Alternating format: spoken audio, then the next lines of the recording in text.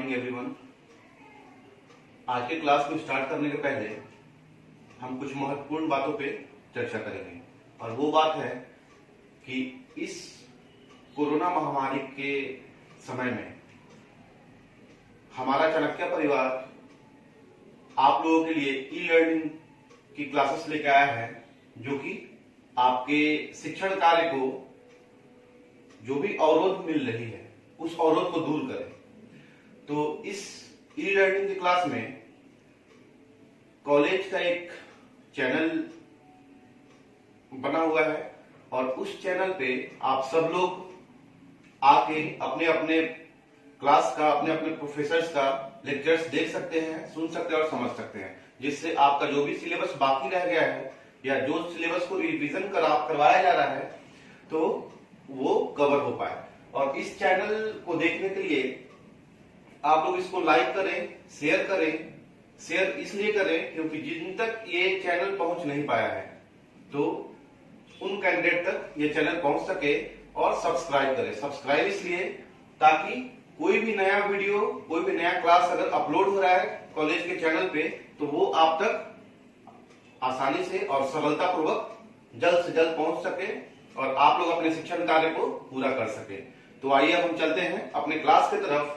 और आज के क्लास में हम लोग देखेंगे बीएड सेकेंड ईयर से पेपर C10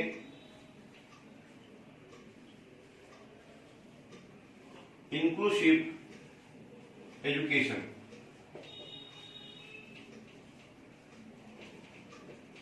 समावेशी शिक्षा।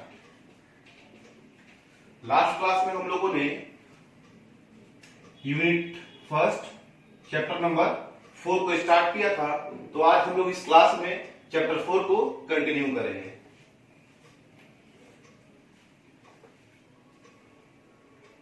चैप्टर 4 का जो टाइटल है वह है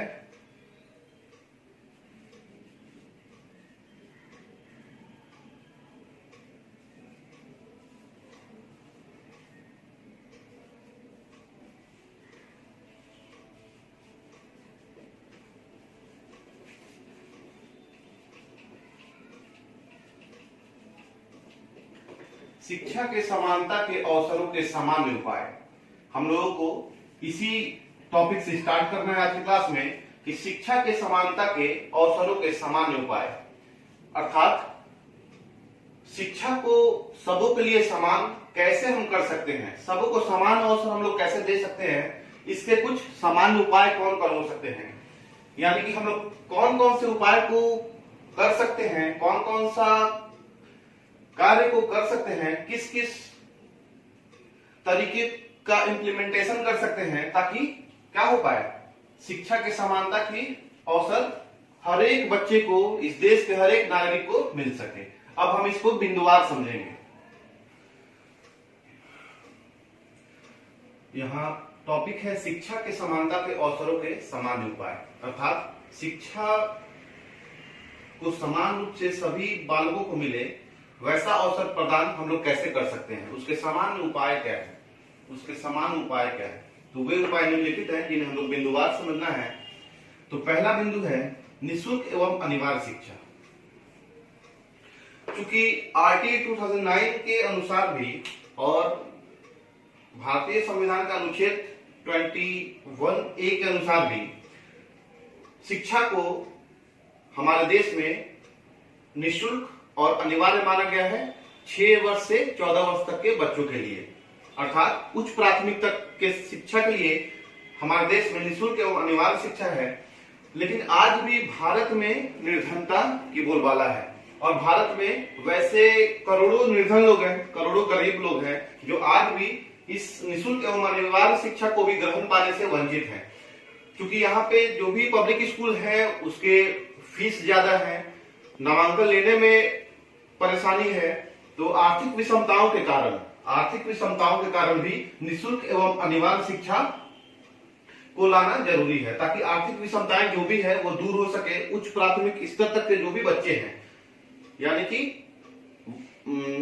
वर्ष 6 से वर्ष 14 तक के बच्चे जो हैं वे निःशुल्क एवं अनिवार्य शिक्षा ग्रहण कर सके। यानी कि ये निःशुल्क एवं अनिवार्य शिक्षा उस हर बच्चे के लिए है जो क्लास 1 to 8 तक, अर्थात 6 वर्ष से लेकर 14 वर्ष तक के जो भी बच्चे हैं उनके लिए शिक्षा का समान अवसर हमारे देश में उपलब्ध है। दूसरा जो पॉइंट है वो है माध्यमिक उच्च शिक्षा निःशुल्क। विश्वविद्यालय पर शुल्क बढ़ाने की पाबंदी होना चाहिए। क्योंकि 6 से 14 वर्ष के जो बच्चे हैं उनके लिए तो उच्च प्राथमिक तक की शिक्षा को निःशुल्क और अनिवार्य घोषित कर दिया गया है, लेकिन उसके बाद विश्वविद्यालयों में जाने के बाद वहां पे रुपयों की उगाही होती है और उस उगाही को कम करने के लिए सरकार को यह चाहिए कि वो विश्वविद्यालय पर कमांड कर सके और वहां पे किसी भी प्रकार का शुल्क बढ़ाया नहीं जाए। क्योंकि जब शुल्क नहीं बढ़ाया जाएगा तो कोई भी विश्वविद्यालय के अंतर्गत नामांकन करवा के वहां पे शिक्षा ग्रहण करने का काम कर सकता है। तो यहाँ पे सरकार का ये प्रमुख रोल है कि वह शिक्षा के हर एक स्तर पे वो बहुत ही बारीकी से ध्यान दे और कोशिश करे हर संभव कि किसी भी प्रकार का शुल्क जो गलत ढंग से लिया जा रहा है उसको बंद किया जाए। थर्ड है निजी व्ययों में कमी। क्योंकि आज का जो शिक्षा है, आधुनिक युग का शिक्षा, हम सबको ही जानते हैं कि बहुत महंगा हो गया है और उस महंगाई के लिए जो बच्चे निजी व्यय करते हैं, जैसे पाठ्य पुस्तक बुक्स वगैरह खरीदते हैं या जो भी सप्लीमेंट बुक्स खरीदते हैं, तो वो बहुत महंगा मिलता है। और ये बात लगभग हम सबको ही जानते हैं, क्योंकि हम लोग भी इसी परिवेश में अपने आप को ढाले हुए हैं। तो निजी व्यय हम लोगों का ज्यादा होता है, तो उस व्यय पे सरकार को सोचना चाहिए और उस वैसे व्यय जो बुक्स वगैरह में ज्यादा इन्वेस्टमेंट का कारण बनती है, उस इन्वेस्टमेंट को कम करना चाहिए ताकि बच्चे आराम से और सरलता पूर्वक अपने पढ़ाई को आगे ले जा सके और अपने आप को इस समाज में एक अच्छे नागरिक के तौर पे स्थापित कर सके। उसके बाद है पर्याप्त शिक्षण सुविधाओं की व्यवस्था। शिक्षा के समानता के अवसर के लिए, यानी कि हर एक बच्चे को शिक्षा का समान अवसर मिले, इसके लिए एक उपाय यह भी करना चाहिए कि पर्याप्त शिक्षण सुविधाओं की व्यवस्था करनी चाहिए। जो भी शिक्षण सुविधाएं हैं, जो भी टीएलएस है, जो भी विद्यालय हैं, अगर विद्यालयों की कमी हो रही है तो विद्यालय की कमी को दूर करना चाहिए। अगर शिक्षक की कमी हो रही है तो शिक्षकों की कमी को दूर करना चाहिए। तो ये काम कौन करेगा? ये काम सरकार करेगी।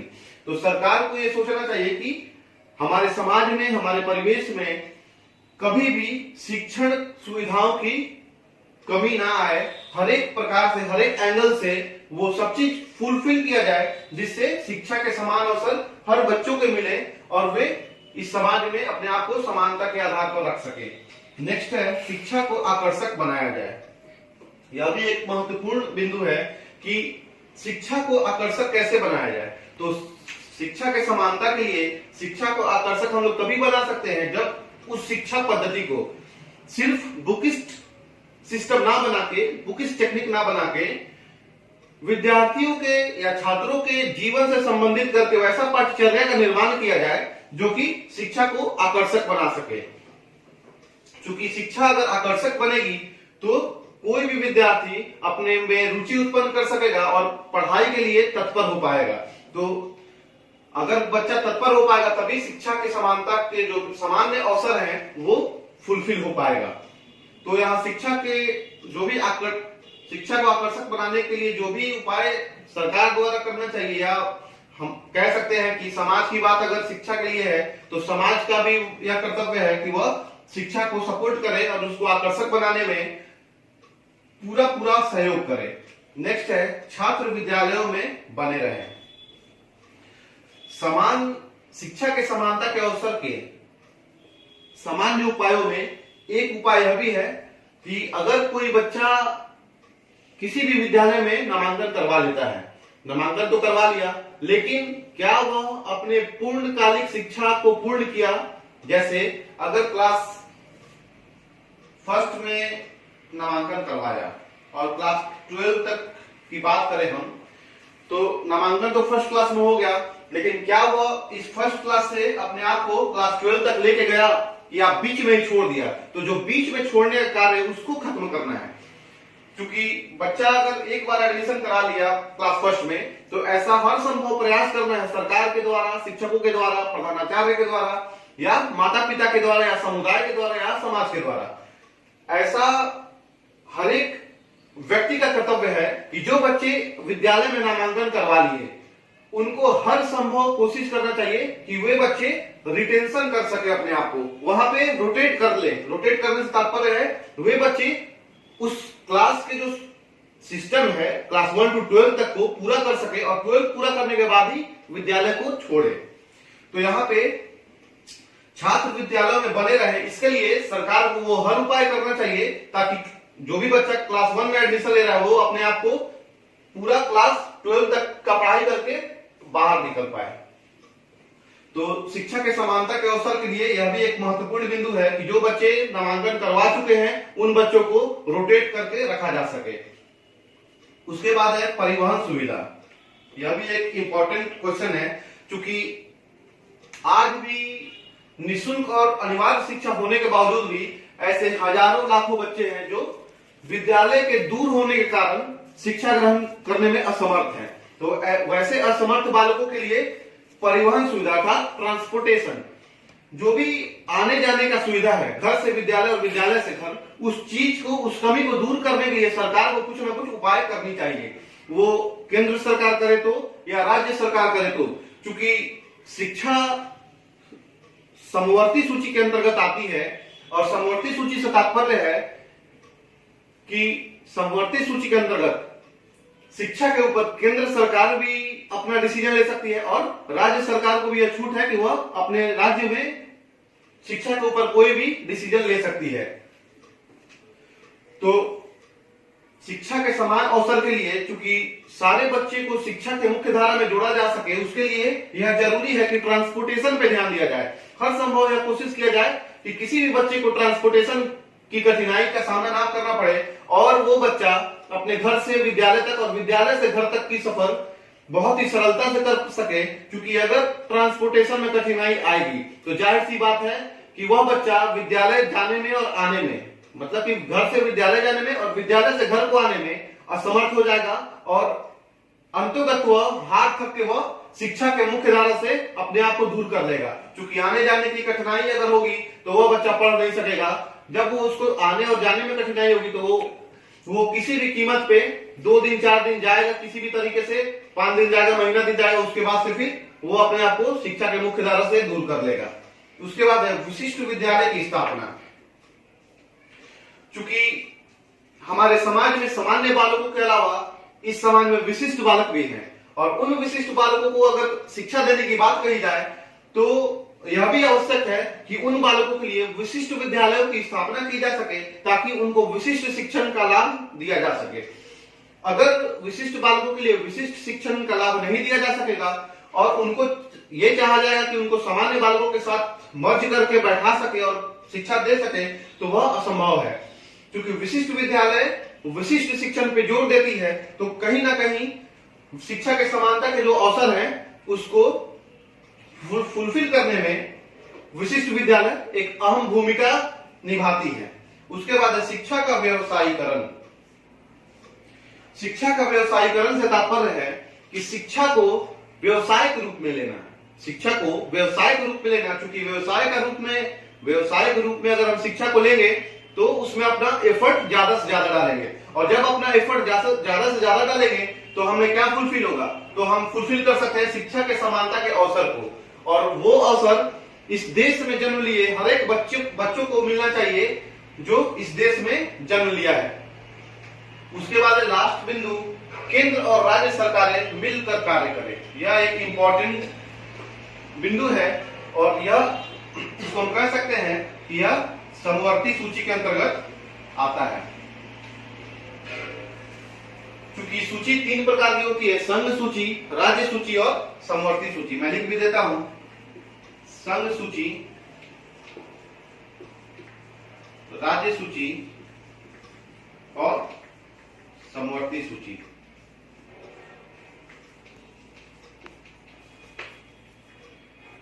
भारत में, हमारे देश में कौन सा विभाग किस सूची के अंदर काम करेगा, यही तीनों सूची को डिनोट करती है। तो संघ सूची से तात्पर्य है कि इस सूची के अंतर्गत किसी भी विभाग को अगर इस सूची में डाला जाएगा तो उस विभाग का मालिकाना हक संघ सूची को होगा, मतलब कि केंद्र सरकार को होगा,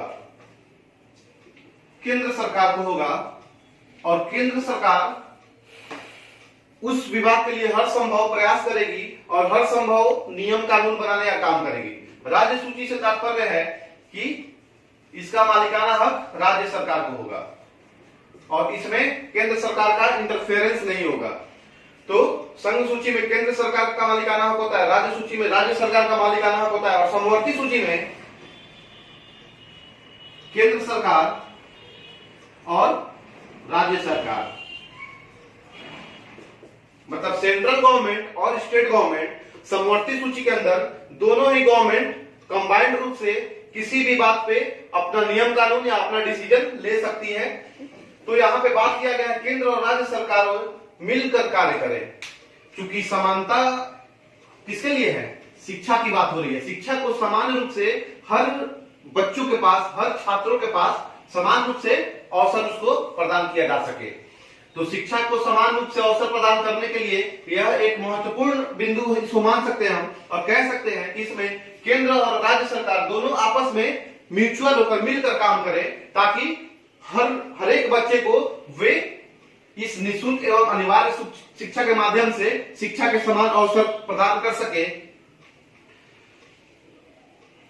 तो केंद्र और राज्य सरकारें मिलकर कार्य करने से तात्पर्य है कि हमारे देश में जो भी राज्य, जिन राज्यों में प्रादेशिक असंतुलन शिक्षा को लेकर है, उन प्रादेशिक असंतुलन को केंद्र सरकार दूर करे और यह केंद्र सरकार का कर्तव्य है कि जिन राज्यों में शिक्षा को अभी तक भी बढ़िया तरीके से इम्प्लीमेंटेशन नहीं कर पाया गया है, उस राज्य को वह शैक्षिक अनुदान दे सके। शैक्षिक अनुदान से तात्पर्य है वह उस राज्य को, यानी कि सेंट्रल गवर्नमेंट वैसे राज्य को रुपया डोनेट कर सके ताकि वह राज्य अपने राज्य में शिक्षा को एक मजबूत आधार के साथ कायम कर सके। चैप्टर 4 में इस टॉपिक को समाप्त किया। नेक्स्ट क्लास में हम लोग आगे बढ़ेंगे और आप सबों से फिर से आग्रह है कि आप लोग हमारे कॉलेज के चैनल को लाइक कीजिए, शेयर कीजिए और सब्सक्राइब कीजिए। सब्सक्राइब इसलिए ताकि कोई भी नया वीडियो किसी भी प्रोफेसर का आप लोगों तक आसानी से पहुंच सके और आप लोगों का शिक्षण कार्य पूरा हो सके। क्योंकि इस कोरोना महामारी में शिक्षण कार्य बहुत ही ज्यादा बाधित हुई है और इस बाध्यता को दूर करने के लिए हम लोग सारे टीचर्स फैकल्टी आए हैं हर एक पेपर पे अपना एक यूजफुल क्लास का वीडियो लेकर, और उस वीडियो को देखने के लिए आप लोग हमारे कॉलेज के चैनल को सब्सक्राइब कीजिए, लाइक कीजिए और शेयर कीजिए। अब नेक्स्ट क्लास में जो हम लोग क्लास करेंगे वो करेंगे ग्रुप ऑफ डिसेबल्ड चिल्ड्रन, यानी कि विशिष्ट बालकों का समूह, उसके ऊपर हम लोग चर्चा करेंगे। Thank you.